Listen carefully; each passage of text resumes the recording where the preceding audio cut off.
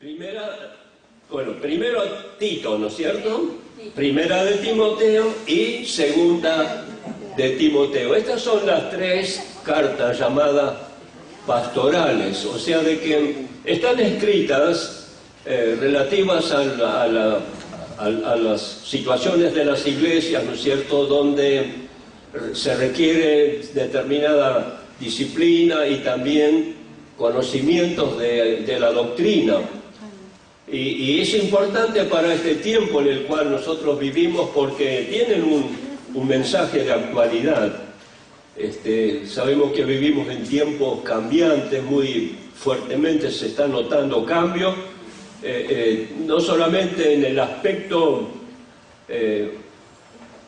común, o sea, lo que llamamos la política del mundo, la filosofía del mundo, sino aún dentro del cuerpo de Cristo, la Iglesia, hay movimientos, hay formas en las cuales el enemigo quiere penetrar dentro del contexto de la Iglesia con ciertas enseñanzas, doctrinas, prácticas, cúlticas y todo esto nos tiene que llamar la atención para mantenernos firmes en el consejo de Dios y especialmente en lo que hace a la sanidad o la pureza de la Iglesia. Por eso estas tres cartas pastorales traen este mensaje. Yo creo que es importante que como creyentes podamos cerciorarnos, tratar de leer estas cartas en nuestras devocionales personales o en el tiempo que cada uno dispone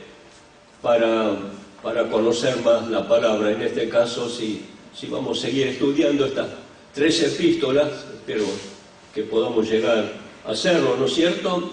Tratemos de cooperar, tratar de leerlas y también de sacar conclusiones. Hay que a veces hacer preguntas, situaciones que, bueno, a veces no las comprendemos y pueden ser solucionadas fácilmente cuando nos juntamos y podemos charlar acerca de esto, ¿no? Así que vamos yo el domingo pasado traté con el capítulo 1, los primeros 11 versículos fueron tratados, y acá especialmente el apóstol Pablo, después de la salutación, dado que él estaba en Éfeso, en ese momento histórico, con él estaba Timoteo. Timoteo era el hijo espiritual de Pablo y un fiel colaborador. Y habían llegado a Éfeso en su segundo viaje para luego continuar. Recordamos que ahí hubo un incidente muy interesante. Pablo estaba con la gran disyuntiva: ¿a dónde voy ahora? Después de haber recorrido algunas iglesias del Asia Menor, él pensó en su propio interior: sería bueno irme a Bitinia. Si nosotros más o menos tenemos la idea del mapa, Bitinia está bordeando casi el mar Caspio, bien al noreste. Si nosotros miramos el mapa, bueno, el Asia Menor está así casi en el centro y Bitinia está más hacia el norte-noreste. Es una comarca muy, yo diría, estaba abierta. Allí hay comunidades hoy en día todavía que han sentido el impacto del Evangelio en el tiempo apostólico. Y bueno, Pablo pensó ir a ese lugar, pero de pronto viene una visión a él. Tuvo una visión, no se sabe si era un sueño o cómo fue la cosa, pero como que él vio a un varón macedonio, podemos llamarlo un europeo, que dice en la visión: Pablo, pasa por Macedonia y ayúdanos. Bueno, Pablo entendió de que el Espíritu Santo estaba dándole, digamos, la indicación del rumbo, donde debía ir a predicar el Evangelio, abrir nuevos lugares.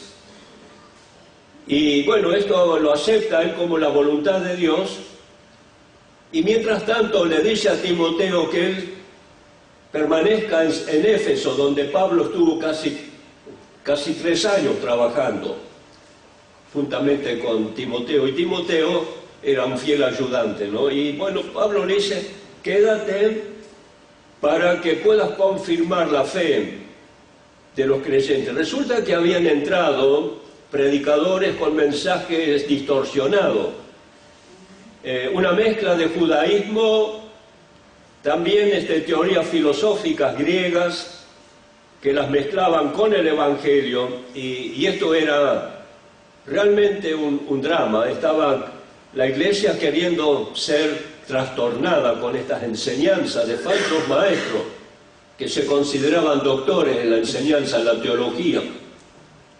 Y Pablo le insta de que él se quede y que trate de ser firme en la enseñanza, tratando de que el Evangelio sea predicado en su pristina originalidad, es decir, que no haya ningún tipo de mixtura, que nada de mezcla, produciendo confusiones en el aspecto bíblico teológico. Y bueno, Timoteo acepta esto, y entonces vemos nosotros que acá en la primera parte de Timoteo 1, él recibe esta recomendación, ¿no es cierto? Dice aquí, como te rogué que te quedases en Éfeso cuando fui a Macedonia, para que mandases a algunos que no enseñen diferente doctrina. Esta diferente doctrina significa doctrinas que no estaban en consonancia con el puro evangelio, ¿no es cierto?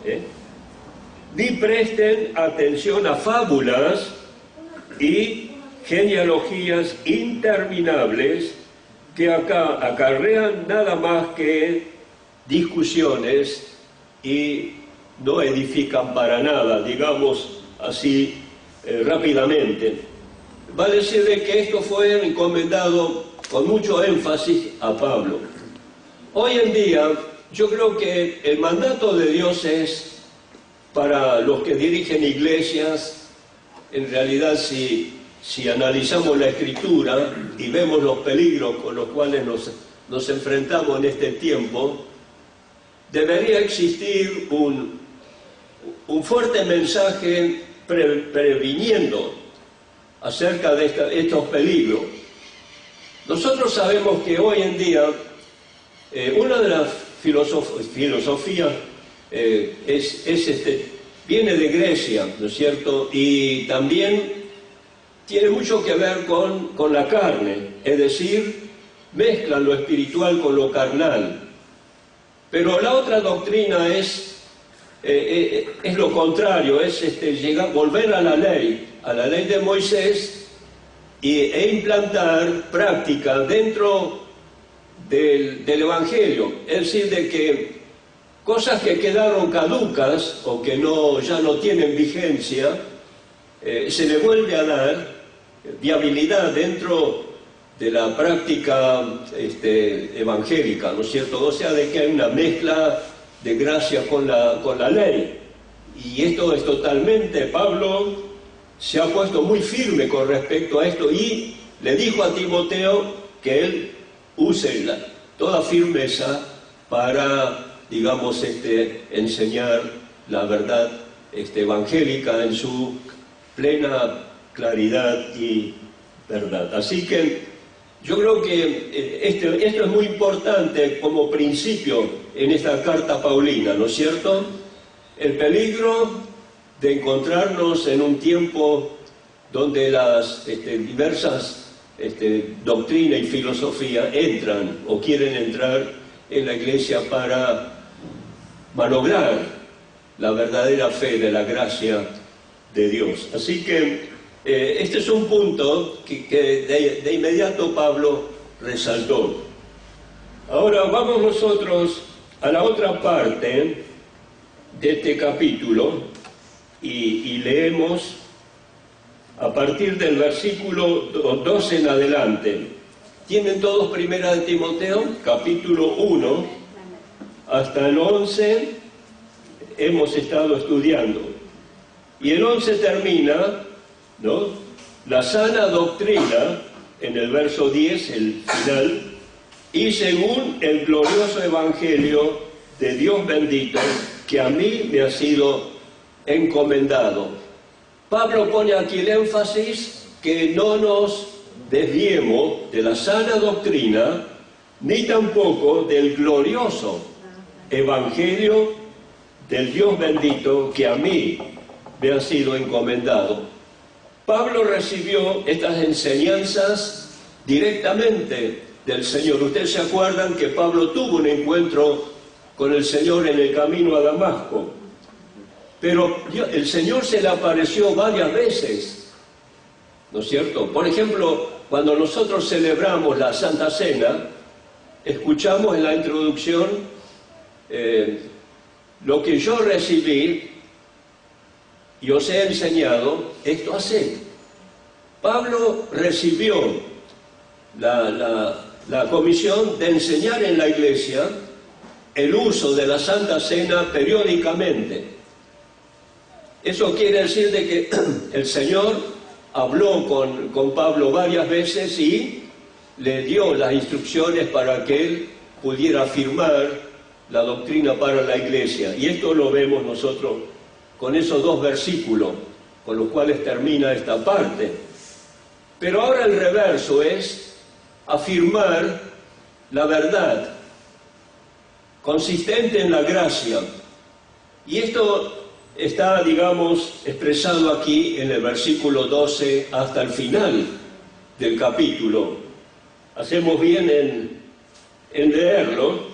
Dice la palabra: doy gracias al que me fortaleció, a Cristo Jesús nuestro Señor, porque me tuvo por fiel poniéndome en el ministerio.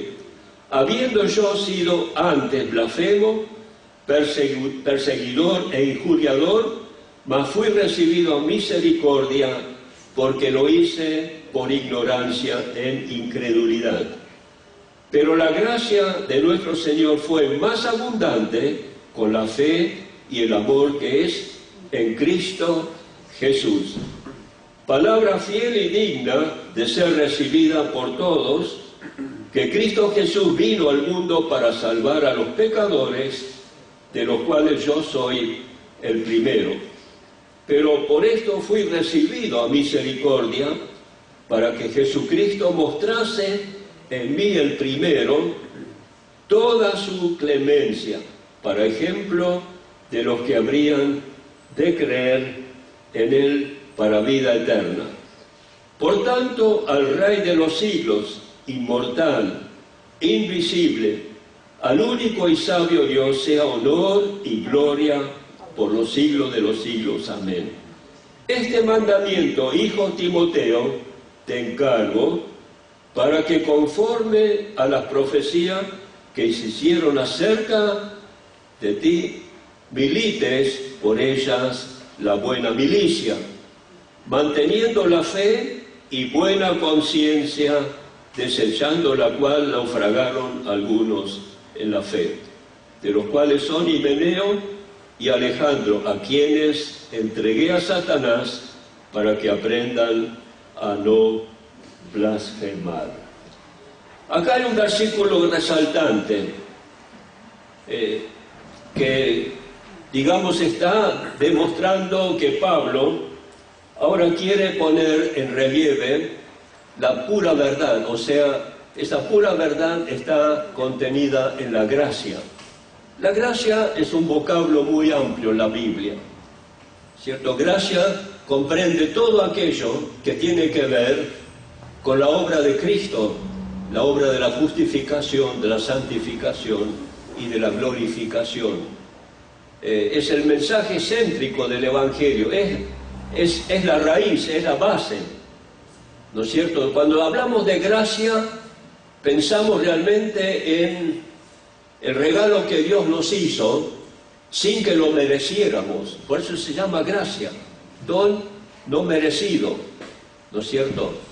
Y él está apuntando a que seamos realmente fieles y consecuentes luchadores para mantener la gracia. Por esto este versículo 14 es el corazón de esta segunda parte del capítulo. Dice la palabra, pero la gracia, podemos subrayar, pero la gracia de nuestro Señor fue más abundante con la fe y el amor que es en Cristo Jesús. Este es el versículo básico de esta lectura que hemos hecho. Ahora me gustaría que podamos hacer un análisis rápido, tomando en cuenta todo lo contenido en esta parte. Tal vez tenemos que hacerlo rápido, ¿no es cierto? Yo pondría como título el poder de la gracia.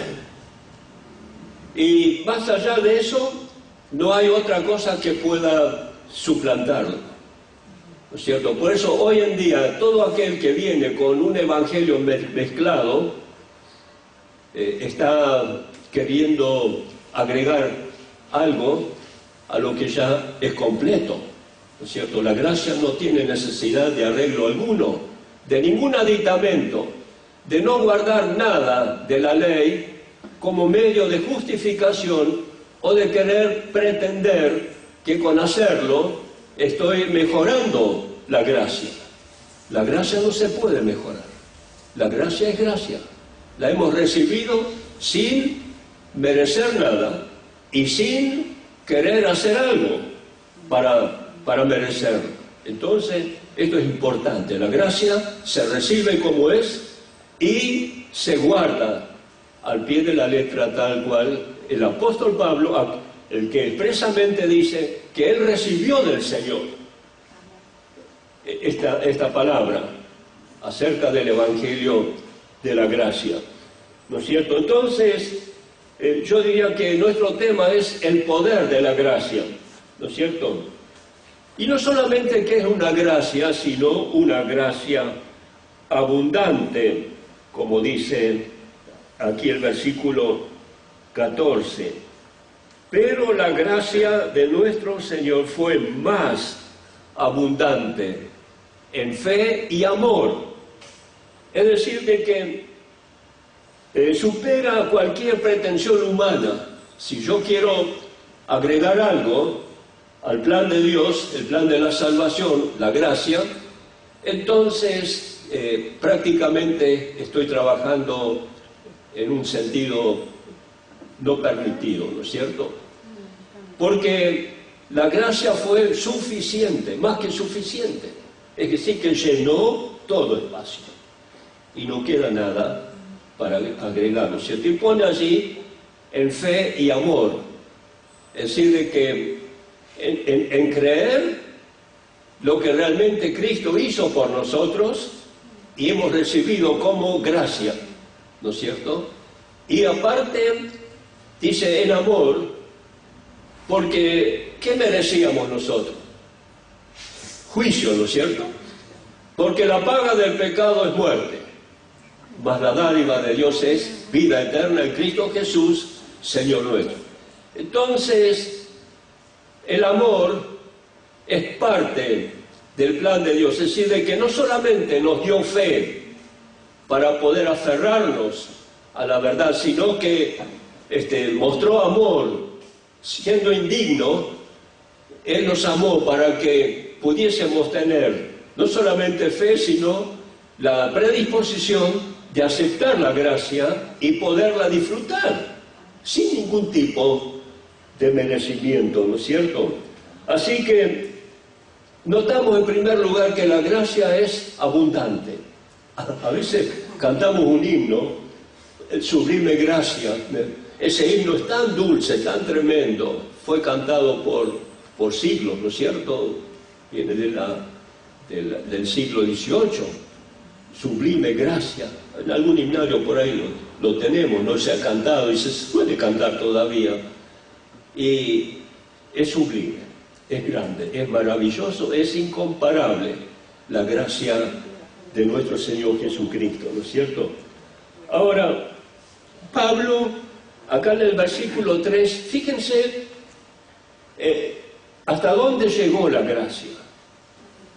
Si nosotros miramos y analizamos este versículo 13, dice, Pablo dice, habiendo yo sido antes blasfemaba.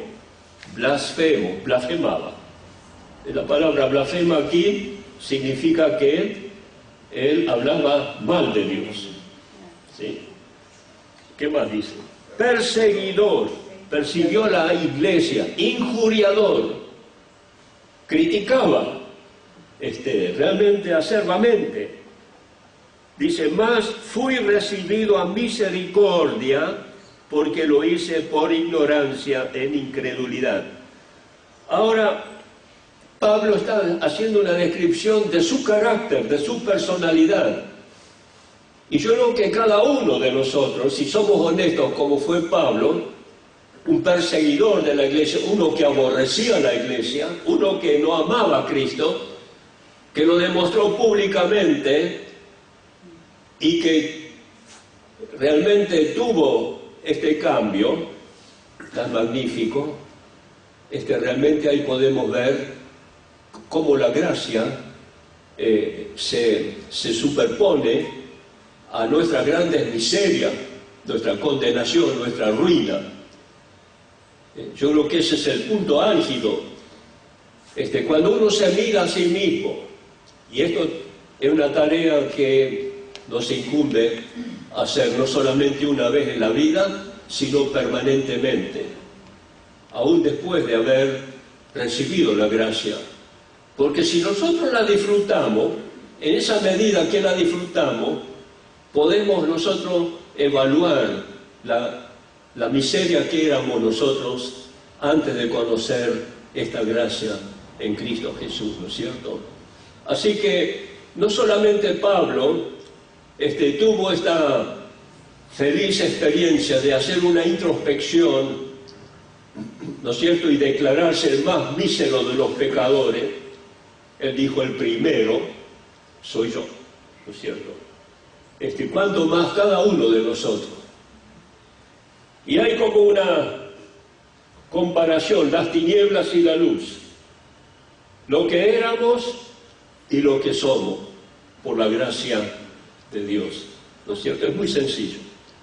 Por eso, querer desviarnos o querer agregar otra cosa a lo que ya Dios lo hizo, sin que nosotros tuviéramos ninguna pizca de mérito ni de posibilidades, Él nos hizo la gracia de la salvación sin mérito alguno. Entonces, tenemos que mantener el agradecimiento toda la vida, ¿no es cierto? Y afirmar nuestra alegría, nuestro gozo en esta gracia, ¿no es cierto? Ahora, la gracia es misericordia. Es decir, de que es como que pensemos en este hijo desagradecido que se fue de la casa, despilfarró toda su herencia, vivió lujuriosamente en medio de la ruina, la miseria, en toda degeneración y degradación, y allí quedó realmente embarrado hasta la oreja, y un día sin esperanza se levanta y dice, voy a ir a mi padre y le voy a decir, Padre, he pecado contra ti, contra el cielo, ya no soy digno de ser llamado tu hijo, haceme como uno de estos jornaleros. Y se levanta y va a la casa del padre, y el padre todos los días seguramente estaría yendo a la tranquera, a la puerta, para ver si ese hijo por fin vendría algún día. Y apareció un día. ¿Cierto? Y el padre rápido corre para encontrárselo en el camino, y allí lo abraza y lo besa y lo lleva a la casa, y comienzan a hacer los preparativos, la fiesta, etcétera, etcétera. ¡Qué linda parábola! ¡Qué padre misericordioso! ¿No es cierto? Para recibir un hijo tan desagradecido, sucio, harapiento, perverso, falto de amor.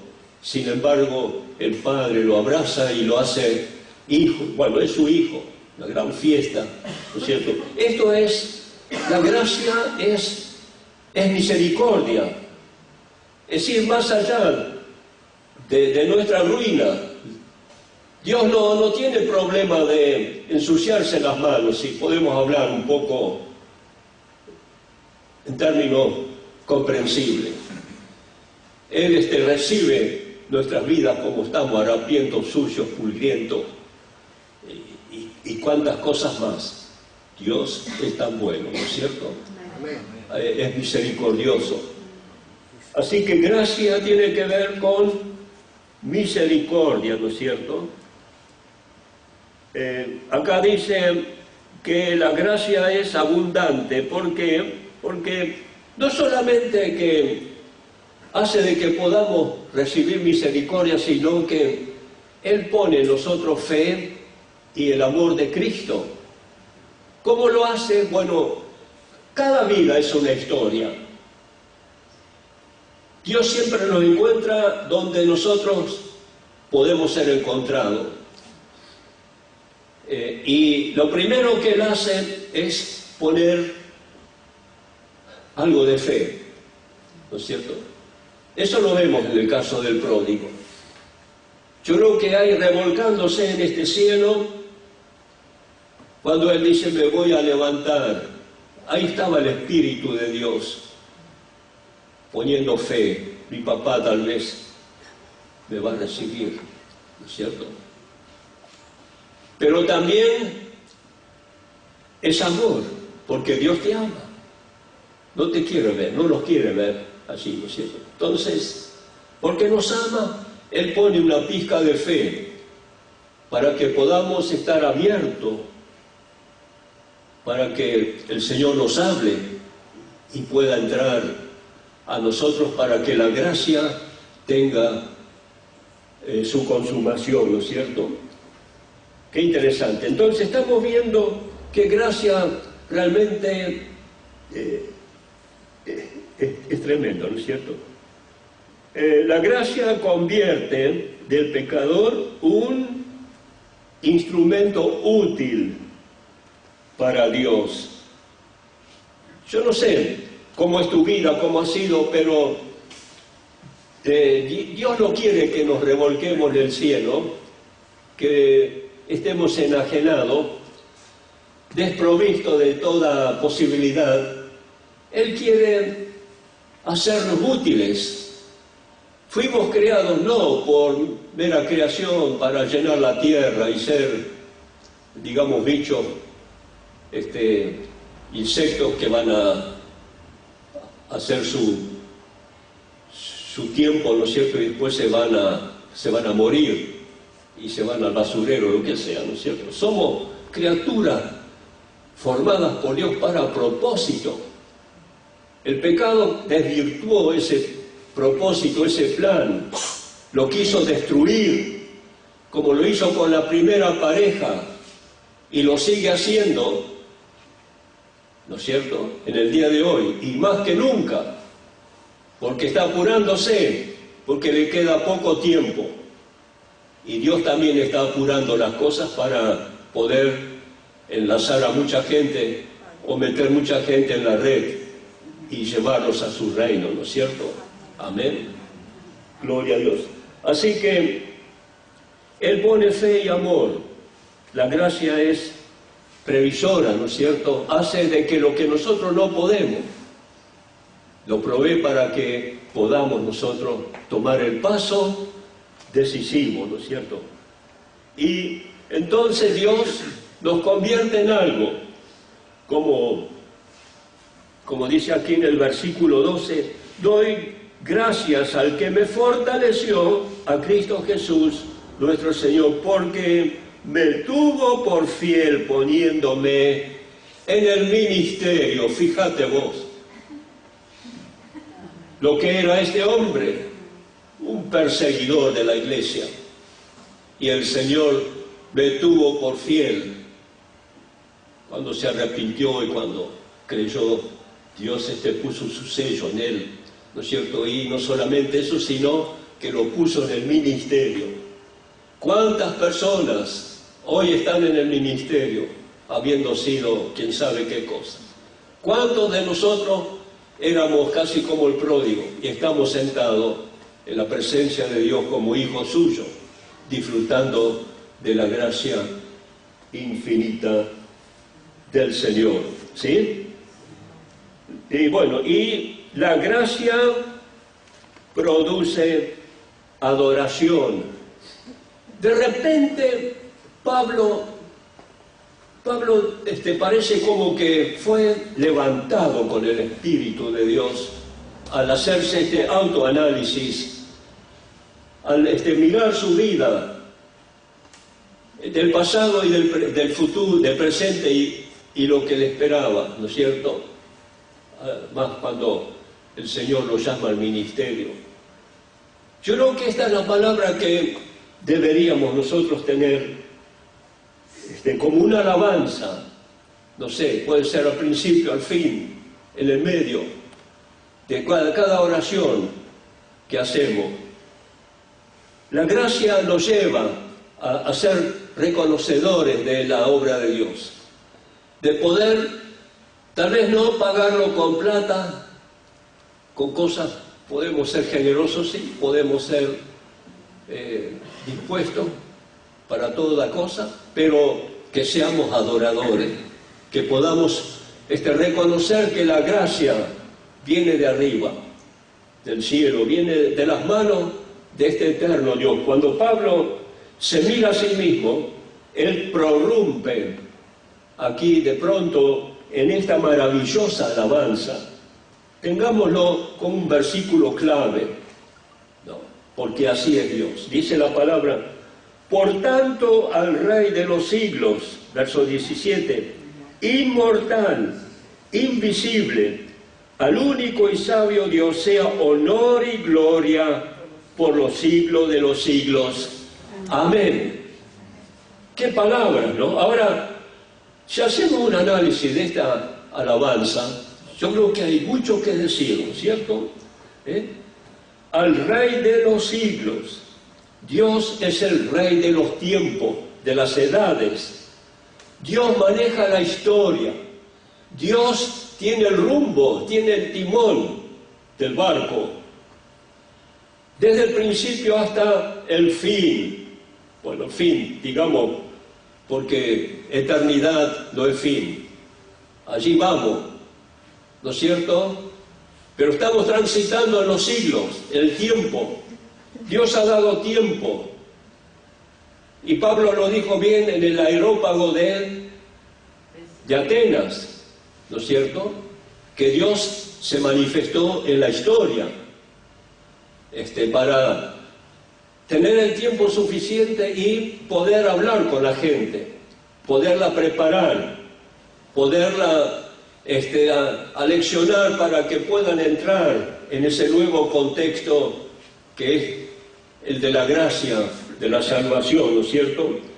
Así que Dios es el creador, Él es el artífice, Él es el que mueve la historia, el que tiene todo el programa ya hecho desde antes y lo va cumpliendo radicalmente como Él lo ha dispuesto, ¿no es cierto? Es invisible, no lo podemos imaginar como se imaginaban los del tiempo pasado y los de este tiempo a través de objetos, de seres, cosa que es toda una patraña del enemigo. Él es invisible. Vamos a tener la experiencia de Él a través de la vivencia del Espíritu Santo en nosotros. Y esto es más importante, verlo no podemos ver, porque si lo viéramos estaríamos muertos.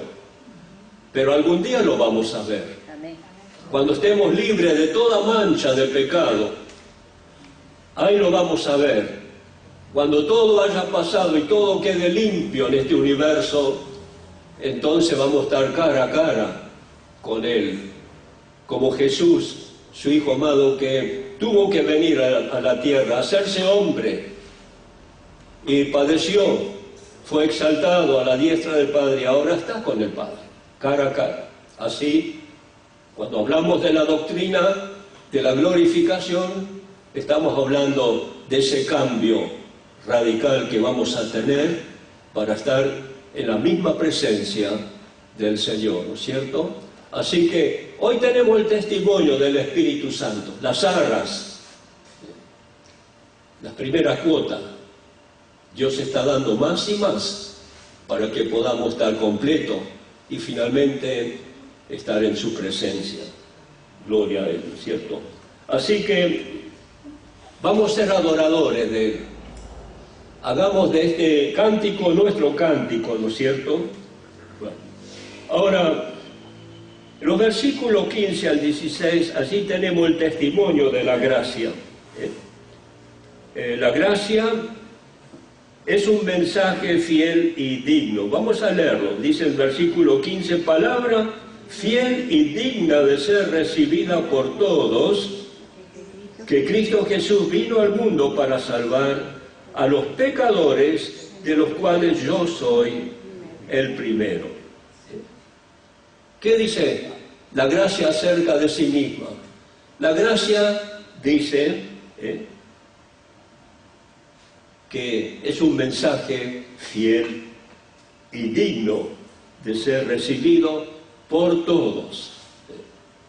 Y qué bien que hace cuando la gente recibe la gracia, ¿no?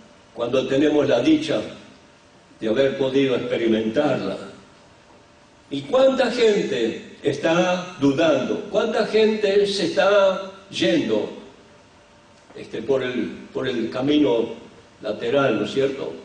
Dios está hablando a través de muchas formas, de muchas maneras, pero el hombre se esquiva a Dios, ¿no? Pero la gracia está diciendo que ella es fiel y digna de ser recibida por todos, por el pobre, por el rico, por el enfermo, el sano, el sabio, el ignorante, por todos. Todos se benefician cuando la gracia entra en sus vidas, ¿no es cierto? Así que démosle la importancia. Por eso Pablo está enseñándonos que tenemos que ser fieles al mensaje de la gracia, que no lo cambiemos, que no lo debilitemos, que no fiemos en mérito añadido, como algunos que dicen, bueno, yo he creído en Jesucristo, pero también creo en la ley, o entonces se circuncidan, o guardan fiesta, o tienen objetos del judaísmo para mejorar pretendidamente la gracia, que no necesita todas estas cosas, porque ya la gracia es gracia, es todo, ¿no es cierto? ¿Entienden? Y es una afrenta, es un oprobio a Dios cuando la gente, los creyentes, a ministros y personas aún entendidas, hacen ese aditamento que no es necesario. ¿Sí? Así que esto es muy importante. La gracia habla por sí misma, ¿no es cierto? La gracia es Cristo, el Salvador de los pecadores. Esto lo dice, ¿no es cierto? Pablo dice que él era el primer pecador, el más grande. Ahora, Pablo no era, digamos, un hombre, digamos, muy sucio, digamos, de conducta. Fue un hombre inteligente, sabio, preparado en la escuela griega, un hombre de letras, pero él dice, fui el más grande de los pecadores. Qué tremendo. Se reconoce el pecador, ¿no es cierto? Y si Pablo, siendo, digamos, ese hombre, claro, él persiguió la iglesia, pero acá dice que lo hizo por ignorancia, ¿no es cierto? Ahora, nunca hay derecho a decir lo hice por ignorancia. Pero Pablo pone que le faltó algo, que era fiel, la fe lo que le faltaba, ¿no es cierto? Nosotros, Dios ha hecho las cosas de tal manera que nadie en este mundo puede decir, yo no lo recibí por ignorancia. Este es un punto que realmente hay que tenerlo muy en cuenta. Nadie puede decir, yo no lo tengo por ignorancia. Porque la palabra de Dios dice que Él habla, Él trata con todas las personas. Lo que pasa es que no hay fe.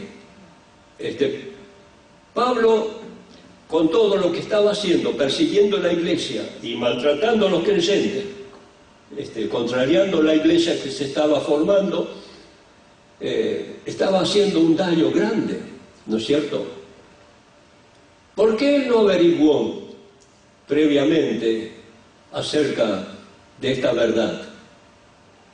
¿Por qué él, que conocía la ley de Moisés, no se preocupó por ver qué decían las Escrituras acerca de aquel que iba a venir, el Mesías? ¿Sí? ¿Por qué no averiguó por qué esas gentes eran distintas? ¿Por qué habían cambiado de vida, de conducta? Él no lo hizo.